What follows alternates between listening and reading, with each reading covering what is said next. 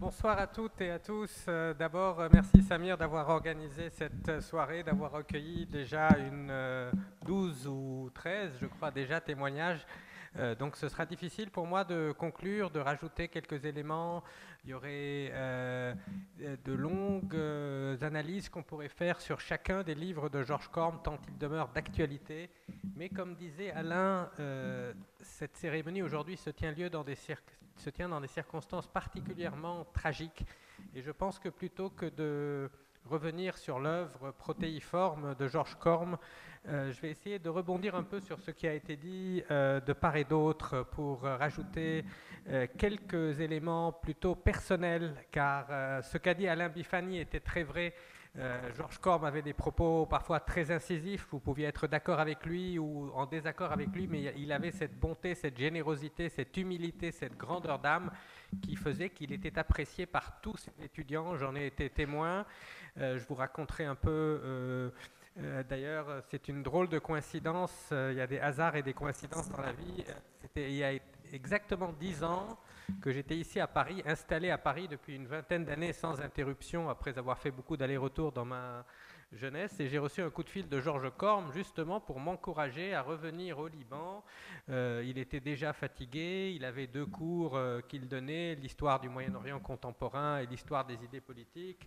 Il voulait m'encourager à accepter la proposition de l'USJ d'aller être professeur de relations internationales et ensuite de diriger l'Institut des sciences politiques. C'est en grande partie grâce à lui et sur ses conseils, avec également ceux de Carole Charabati, plus tard de Marie-Claude Najem également, que nous avons réussi à maintenir à l'Université Saint-Joseph une certaine liberté par rapport à un contexte politique très lourd. Donc, avant même, 30 minutes avant d'arriver à cette séance, je reçois un message sur WhatsApp de l'un des plus vieux amis de Georges Corme qui m'annonce que sa maison au sud Liban a été bombardée pour la troisième fois après 1978, après 2006-2024.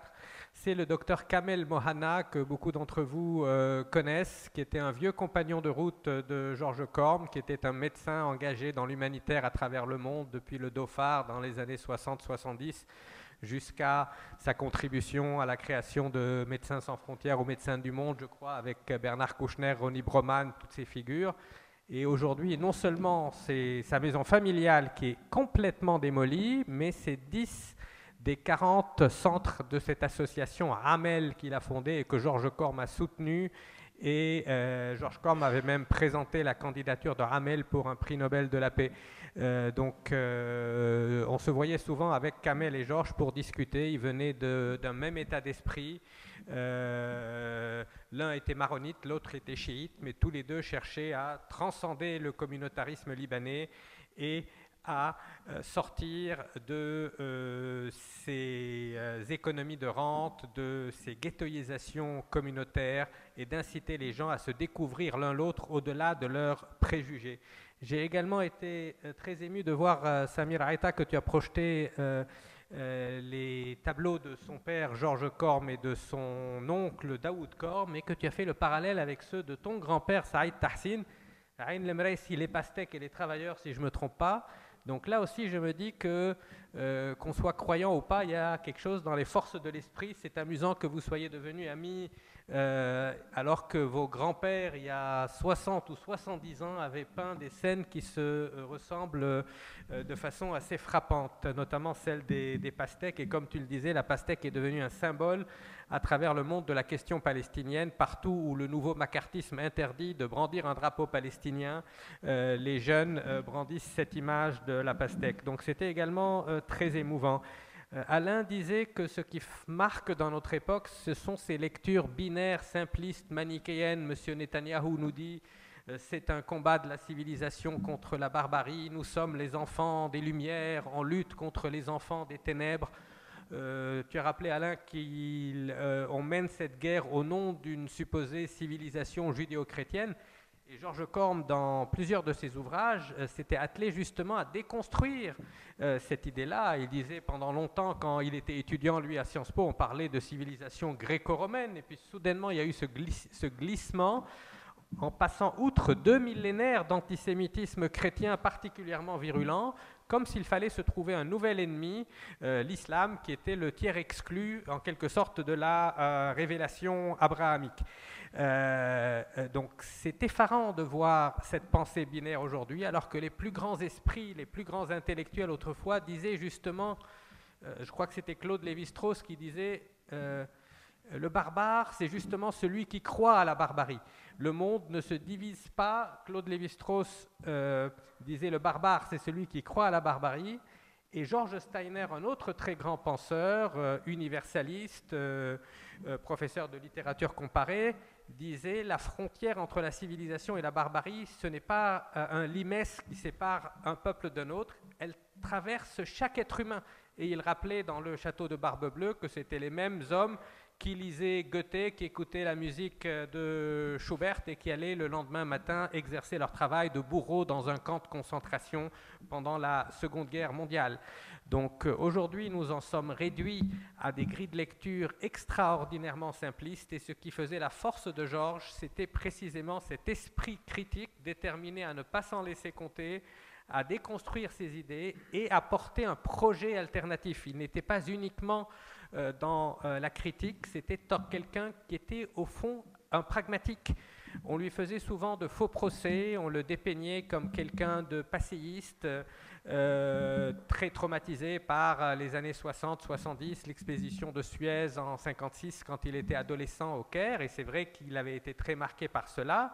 Mais quand on voit aujourd'hui les politiques occidentales, on se dit qu'il avait visé juste, parce que Georges Corme avait été extrêmement déçu dans son rapport à la France. C'était un amoureux de la France et ses critiques acerbes de la politique extérieure de la France émanaient de quelqu'un qui avait énormément cru dans les idéaux des Lumières. Il ne critiquait pas l'Occident parce qu'il ne croyait pas aux valeurs occidentales, au contraire, il en était profondément imprégné. Ce qu'il critiquait, c'était cette monumentale hypocrisie qui fait que ces valeurs proclamées par l'Occident sont foulées aux pieds quotidiennement au Moyen-Orient et partout dans le monde. Donc j'ai suivi son conseil, je suis rentré à l'université Saint-Joseph, je me retrouve 10 ans après de nouveau à Paris en plein questionnement existentiel, et là aussi Georges l'avait prédit, il m'avait dit au Liban, nous sommes toujours dans une situation d'instabilité précaire, dans un entre-deux-guerres, mais il faut quand même essayer à chaque fois de repartir à zéro, de tirer les leçons des expériences précédentes, des expériences réformatrices qu'il y a eu au Liban. Celle de Fouad Chehab a été évoquée, quelques autres tentatives ont été menées, tout de suite étouffées dans l'œuf par cette même kleptocratie qui reste aujourd'hui au pouvoir, et pourtant des hommes comme Georges Corme ont réussi à allumer des contre-feux et à aller souvent à contre-courant. Et ce qui était frappant, c'est qu'il assumait toutes ses identités. Ce n'était pas quelqu'un qui acceptait qu'on le mette dans une cage. Boutros Hallak a rappelé que Georges Corme se revendiquait maronite. Il était resté très proche de l'église maronite. Il allait discuter avec les patriarches, souvent pour les critiquer, mais pour offrir un point de vue qui était celui d'un Libanais. Et pour lui, les Libanais, ce qui faisait leur spécificité, et les maronites précisément, c'est d'être à la fois profondément enracinés dans une culture, un terroir, une identité, mais aussi extrêmement cosmopolite, extrêmement universaliste. Et ce qu'il a pointé dans ses ouvrages sur la guerre au Liban et les conflits au Moyen-Orient, c'est précisément qu'il y a une résistance dont on parle très peu. Toutes les milices libanaises, il disait, se sont présentées comme des résistances. Résistance chrétienne, résistance islamique, ce qui était souvent vrai, même si parfois la religion très souvent était instrumentalisée. Il parlait de recours aux religieux plutôt que de retour aux religieux. Mais Georges est l'un des premiers à avoir rendu hommage à une résistance souvent oubliée, qui est la résistance de la société civile contre les milices. La résistance de tous ceux, les secouristes, les infirmières, les journalistes, les professeurs d'université qui ont continué à faire leur travail, qui ont continué à traverser les checkpoints, les barrages, à traverser la capitale d'est en ouest dans les années les plus difficiles. c'était quelqu'un, je voudrais également rebondir sur ce qu'a dit sur ce qu'a dit Henri Laurence sur le parallèle entre Edward Said et Georges Corme. Parce que lorsque j'ai vraiment commencé à bien connaître Georges Corme, c'était au début des années 2000, quand je préparais un ouvrage qui rassemblait des points de vue de beaucoup d'intellectuels du monde entier, une trentaine sur la France, qui s'appelait Regard sur la France, et Edward Said y avait contribué, et Georges Corme aussi. Je me suis rendu compte que les relations entre eux étaient très intéressantes parce qu'elles étaient un peu compliquées. Il y avait énormément de points communs, cet héritage levantin, cette culture occidentale. L'un était très parisien, l'autre était très new-yorkais. En même temps, ils avaient cette volonté de s'adresser à partir du cœur de l'Empire aux périphéries, de faire entendre une autre voix à partir des grandes capitales. Mais il y avait une certaine friction sur la question notamment de la religion. Georges Corme était quelqu'un qui estimait qu'il y avait une sorte d'incompatibilité, qu'il ne pouvait pas y avoir de démocratie sans la laïcité, peut-être pas une laïcité à la française en effet, mais du moins sans citoyenneté. Et il a commencé à y avoir cette distance en 1979, ce que m'avait dit Georges Corme. Il y avait d'un côté Michel Foucault et Adonis qui se sont laissés un peu emporter, qui pensaient que la révolution iranienne pouvait provoquer une sorte d'émancipation. De l'autre côté, il y avait Georges Corme qui était au contraire, qui disait tout de suite que ce sont des obscurantistes, que ça va aller dans le mur. Edward Said était un peu entre les deux. Il avait perçu le risque, mais il disait quand même il y a une possibilité peut-être de voir ces interférences étrangères, que c'est un peu le payback pour 1953, pour le coup d'État de Mossadegh, que 1979 était un peu un retour de bâton. Donc, ils avaient énormément de points communs, la mélomanie, l'intérêt pour les arts, ce côté polyglotte. Georges Corme, et je le regrette, n'a pas eu suffisamment d'influence aux États-Unis. Il est très important dans les années qui viennent qu'on s'efforce de donner à son œuvre un plus grand retentissement en Amérique, dans les universités américaines. Ça a tardé à être traduit, certains ouvrages ne sont pas encore traduits. Et c'est peut-être pour ça qu'il n'a pas eu sur la scène intellectuelle mondiale le même retentissement qu'Edward Said, même si en France il a eu un très grand retentissement. Georges Corme était aussi quelqu'un qui allait parfois là où on ne l'attendait pas. Par exemple, lorsqu'il fallait réfléchir à l'avenir du système politique libanais, lui qui était identifié au départ comme un jacobin à la française, avait proposé à l'université Saint-Esprit de Kaslik, qui est une université dirigée par des moines maronites, un projet très poussé de décentralisation administrative et financière. Et au Liban, quand vous dites ça, vous êtes étiqueté plutôt comme quelqu'un de droite, quelqu'un de très hostile au camp du Hezbollah. Et pourtant, il pensait que pragmatiquement, pour pouvoir préserver justement l'unité libanaise, il fallait donner, et pour pouvoir surtout combattre la corruption et combattre la kleptocratie et les leaders clientélistes et féodaux, il fallait donner aux citoyens la capacité de surveiller de plus près leurs élus. Sur ce qui est du système français, il avait une fascination pour la laïcité à la française, parfois un peu déçu, mais il allait jusqu'à dire qu'il faut accepter l'assimilation et non pas... c'est d'ailleurs ce qu'il a écrit dans son chapitre laïcité dans Les regards sur la France. Il disait qu'il fallait aller au-delà de l'intégration. Il n'aimait pas l'expression de droit à la différence que beaucoup d'intellectuels arabes promouvaient. Il disait « je suis pour le droit à l'indifférence. Je veux m'exprimer sans qu'on puisse m'assigner à résidence, sans qu'on puisse deviner ce que je suis. Chacun est libre de ne pas être en phase avec les leaders de sa communauté. » Il appréciait beaucoup des chiites hostiles au Hezbollah, des maronites hostiles aux figures politiques de leur camp. J'avais été ému de voir à ses funérailles la sœur notamment de Lokman Slim, l'éditrice Rachel Amir, qui avait publié l'un de ses livres en arabe. Donc Georges a réussi à maintenir des ponts entre Libanais. Même dans les pires années de la guerre, il était aussi en exil à Paris. Il se réunissait quasiment toutes les semaines avec quelques amis qui appartenaient à toutes les communautés. Raymond Aidé, le leader de l'opposition chrétienne libérale modérée, dont il était très proche, également laïque, réformateur. Il y avait Ghaleb Mahmassani, un grand juriste sunnite. Il y avait Yasser Hawari, un grand journaliste libano-palestinien qui avait fondé le journal Arabi. Et ils ont essayé de mobiliser la jeunesse libanaise, de l'inciter à ne pas se recroqueviller sur elle-même, à s'ouvrir au monde, à assumer toutes ses identités et à continuer ce combat. Alors, Henri a envoyé une petite pique à Georges Corme en disant c'était un essayiste. Autrement dit, c'est pas un historien de profession. Et là aussi, Edward Said a fait face aux mêmes critiques. C'était des procès en extraterritorialité qu'on leur faisait. On disait, c'est un professeur de littérature comparée, pourquoi il nous fait un livre sur les relations Orient-Occident et pourquoi il se mêle d'écrire sur l'histoire et sur la politique.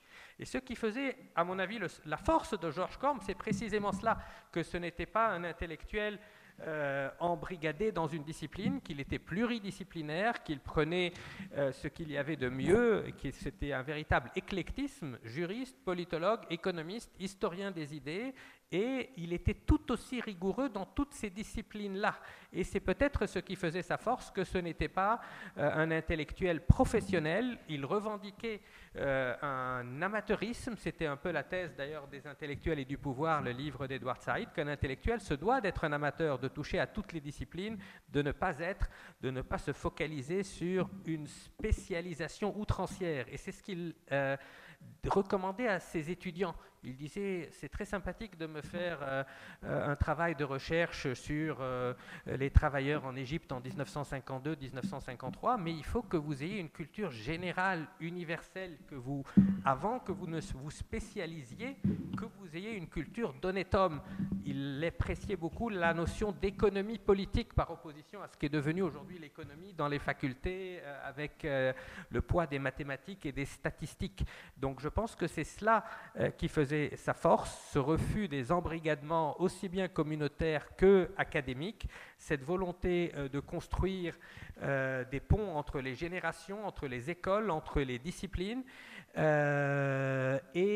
de dire la vérité au pouvoir. Quitte à heurter violemment. Il s'est fait énormément d'ennemis, il a en effet été censuré. Moi, je suis rentré au Liban en 2015, et entre 2015 et 2019, il nous disait quasiment toutes les semaines qu'un effondrement financier était inéluctable. Et il nous disait, c'est un grand problème dans ce pays, qu'on ne peut pas critiquer les banques, qu'on ne peut pas critiquer le gouverneur de la Banque centrale. À l'époque, on nous disait, tout s'est écroulé au Liban, le seul secteur qui reste, c'est le secteur des banques, donc n'allez pas leur chercher noise parce que ce serait la fin des haricots. On a vu que c'est précisément parce que trop de personnes se sont tues pendant trop longtemps que le système a fini par s'écrouler. Donc c'est un homme, en France on le décrirait comme attaché aux valeurs républicaines, c'est-à-dire envers et contre tout. Il croyait à la liberté, à l'égalité, à la fraternité, mais la différence c'est que chez lui c'était véritablement sincère. Ce n'était pas un universel, c'était un universalisme authentiquement universel, par opposition à ce que Immanuel Wallerstein appelait l'universalisme européen, c'est-à-dire une volonté de calquer sur le reste du monde une vision très occidentale.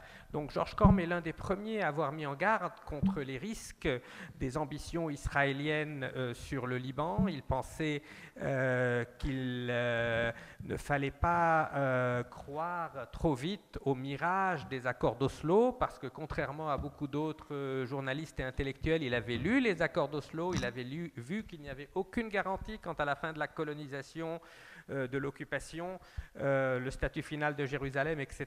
Et on a vu que là aussi, il avait eu raison avant les autres. Le nombre de colons est passé de 150 000 à l'époque d'Oslo à 800 000 aujourd'hui, ce qui rend une solution à deux États de plus en plus utopique. On nous présentait la solution binationale comme étant utopique. Aujourd'hui, on se rend compte que c'est peut-être le cas pour les deux solutions supposément proposées. Au niveau de sa pensée, il faut quand même dire que c'était également un grand historien des idées. Il a consacré un livre à la pensée politique dans le monde arabe qui reste un manuel et qui restera très longtemps important. Il a été très marqué par Hannah Arendt, par Karl Popper, donc c'était un penseur anti-totalitaire, Georges Corme aussi, mais pas dans le sens que cette expression a pris en France avec les années 80, avec les nouveaux philosophes qui sont un peu l'antithèse de ce qu'était Georges Corme, parce qu'ils n'ont jamais eu le courage de s'opposer à leur propre camp. BHL veut imposer des boycotts contre une cinquantaine de pays à travers le monde. Je ne sais pas quel journal les avait listés, la Russie, la Corse, toutes sortes de régimes à travers le monde devait être boycotté, mais dès qu'il s'agissait d'un boycott contre Israël, ne serait-ce que dans les territoires occupés sur quelques produits produits dans les colonies, il monte sur ses grands chevaux. Ce qui fait la force des grands intellectuels, c'est ceux qui ont le courage de penser contre leur propre camp. Ça ne veut pas dire qu'ils vont systématiquement prendre le parti du camp adverse, mais quand ils voient des dérives menées par ceux du milieu dont il est issu, il les critiquait fortement. Et avec Raymond Aidé, ils avaient critiqué les milices chrétiennes pendant la guerre.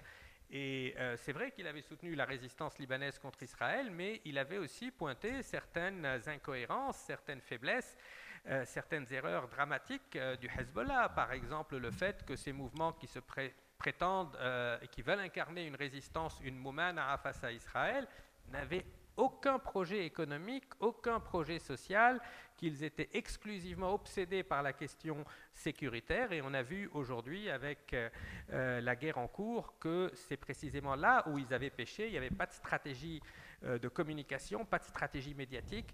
Pour pouvoir résister, vous devez avoir une économie capable de résister, vous devez avoir une société, maintenir un lien social. Et il reprochait justement au Hezbollah de ne pas avoir suffisamment veillé à préserver cette unité libanaise à laquelle il était tant attaché. Je me souviens d'une conversation que j'avais eue téléphonique avec lui le jour des incidents de Tayouneh. C'était une manifestation devant le palais de justice, il y a eu des snipers, des victimes, etc.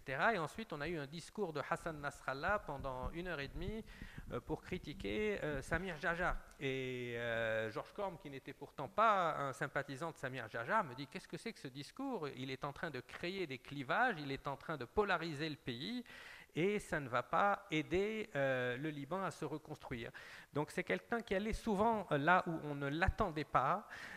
Sa carrière politique a été évoquée aujourd'hui. C'est vrai qu'il a fait preuve d'une remarquable intégrité, qu'il a posé les jalons de réformes qui y auraient pu être transformatrices pour tout le système. Il a été très violemment combattu, mais je crois que ce qui sera retenu de Georges Corm dans une vingtaine, une trentaine d'années, ce sera son œuvre. Il y a eu énormément de tentatives de réforme politique au Liban, mais Georges Corm a laissé une œuvre qui restera une référence pour les historiens, pour les politologues, pour les économistes. Cette œuvre, il faut s'y replonger. Souvent, des livres importants de Georges Corm n'ont pas eu l'écho qu'ils méritaient. L'Europe et le mythe de l'Occident est un livre très important, un peu dans la veine de l'orientalisme. C'est l'un des rares intellectuels à avoir été aussi loin dans la critique de Max Weber, des visions culturalistes, ethnicistes, etc., tout en proposant une alternative qui était de nature à pouvoir rassembler aussi bien les figures éclairées, libérales du monde arabe que les figures en Occident qui avaient pris la mesure des dérives de l'après 11 septembre, des dérives du « eux contre nous ». C'était, si on doit résumer un peu son combat de toute sa vie, c'est ce refus de voir deux blocs, eux contre nous, parce que cela mène inévitablement à des affrontements, ça devient eux ou nous, et ça devient, il faut les exterminer avant qu'ils ne nous exterminent. C'était quelqu'un qui était également, qui incitait ses étudiants à étudier la société israélienne. Il disait c'est pas normal qu'en Israël il y ait des centres d'études sur tous les pays arabes et qu'à l'université américaine et à l'USJ où il enseignait, on n'approfondissait pas l'étude de la société israélienne, la politique intérieure israélienne qui détermine souvent sa politique extérieure. Donc c'est ce qui faisait sa force, une culture véritablement universaliste, un humanisme chevillé au corps, le refus d'accepter les clichés et cette idée de s'assumer pleinement, de prendre le meilleur de toutes nos identités sans chercher à nous enfermer et surtout sans chercher en permanence des ennemis à combattre. Il encourageait ses étudiants, et ça me marquait, à défendre des points de vue qui n'étaient pas toujours les leurs. Par exemple, il voyait un étudiant qui venait d'un milieu très conservateur de la montagne libanaise et il l'incitait à défendre plutôt un point de vue pro-palestinien ou arabiste. Et à contrario, quand il voyait des étudiants un peu trop enflammés, qui avaient une vision romantique des mouvements de résistance. Il les incitait à dire allez voir en fait ce qu'il en est de ces histoires de racines phéniciennes. Son oncle Charles Corm avait porté cette idée phénicienne pour justement espérer souder le Liban, et Georges a fait un bel article dans Le Monde diplomatique sur son oncle Charles, où il montrait à la fois ses distances, mais en même temps il disait qu'il faut d'une certaine façon trouver des racines communes, il faut refuser l'exclusivisme. Vous pouvez assumer votre identité maronite, votre ouverture sur l'Occident, votre appartenance au monde arabe, et même vous intéresser à l'histoire phénicienne sans devenir un identitariste, le tout étant de ne jamais accepter les prisons, les menottes forgées par l'esprit, comme disait William Blake. C'est ce qu'il nous a légué, Georges Corm, c'est ce combat de tous les jours pour l'émancipation intellectuelle et pour l'émancipation politique, sociale et économique des peuples de la région. Et je dis politique, économique et sociale parce que l'une de ces bêtes noires, c'était ce courant qui consiste à faire ce que Maxime Rodinson, qu'Henri Laurence connaît bien, appelait le théologocentrisme, c'est-à-dire de tout ramener à la religion. Aujourd'hui, pour beaucoup d'intellectuels en Occident, il y a un sésame explicatif universel, c'est l'islam. Ils sont persuadés que tout ce qui se passe entre le Maroc et l'Indonésie, c'est parce qu'il y a je ne sais quel verset coranique qui aurait dit ceci ou cela. Et on occulte complètement le contexte social, économique, politique, géopolitique. Et c'est ça qu'a fait Georges Corm tout au long de sa vie, prendre une situation, l'étudier du point de vue de l'histoire des idées, du point de vue économique, du point de vue social, du point de vue géopolitique, tout en intégrant également la dimension religieuse, mais refuser d'en faire un sésame explicatif universel. Sa lecture profane des conflits est plus indispensable que jamais à une époque où triomphent les visions religieuses et théologiques. La guerre que nous vivons aujourd'hui est une guerre sur des intérêts profanes. L'instrumentalisation du religieux est en train de mener la région tout entière vers un gouffre. C'est un conflit qui ne sera certainement pas résolu par des discours comme ceux de Netanyahou qui évoquent Amalek et des discours qui sont encore persuadés en 2024 que la Bible est un cadastre. Même David Ben Gourion avait dit la Bible n'est pas un cadastre. Et Yitzhak Rabin a repris cette expression, mais vous voyez à la télé française Meir Habib qui vous dit que le roi David est le livre d'Isaïe, et je ne m'y connais pas trop en Ancien Testament, et qui veut en tirer des conclusions sur le Moyen-Orient d'aujourd'hui. Et dans une république qui se dit laïque, qui se dit universaliste, c'est effarant de voir des élus de la nation tenir de pareils discours. Merci Samir, et je voudrais remercier la mairie du 14e pour avoir eu le courage d'accueillir cette soirée d'hommage. C'est pas évident.